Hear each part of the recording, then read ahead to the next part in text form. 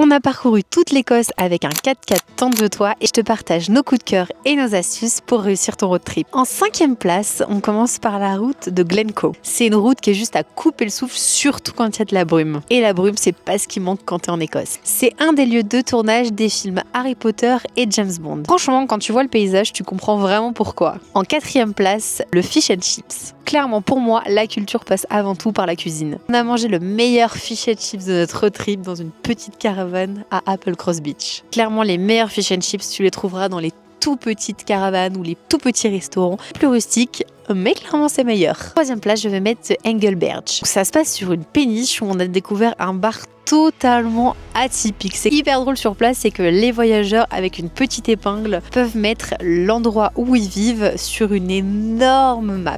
Ce qui permet de voir en fait finalement que dans ce bar péniche, il y a clairement des voyageurs du monde entier qui sont venus. 2e place, je vais mettre le viaduc de Glenfinnan. Si t'es fan d'Harry Potter comme moi, tu connais forcément ce fameux viaduc. C'est là où passe le train qui mène à Poudlard. Alors attention parce que le train ne passe que quelques fois par jour à heure fixe. Sur place, si tu es en véhicule et non en bus, tu vas trouver des parkings juste avant le viaduc. Il faudra juste marcher quelques minutes pour atteindre du coup les points de vue. Et en toute première position, ça va être la route A896. C'est une des routes qui, à mon sens, représente le mieux l'Écosse. Des paysages lunaires, vastes, verts et tout ça dans une ambiance brumeuse. Il y a énormément de spots pour pouvoir se poser en 4x4 tente de toit sur cette route. Tente de toit, c'est un moyen de couchage qui est hyper fun, mais en Écosse, c'est pas toujours évident, surtout au vu des conditions climatiques. Le conseil que je peux te donner, c'est de trouver des spots à l'abri du vent, de surtout prévoir un bon duvet bien chaud, même si tu y vas en été. Alors maintenant, le seul conseil que je peux te donner, c'est partage cette vidéo à la personne avec qui tu as envie de faire un road trip en Écosse.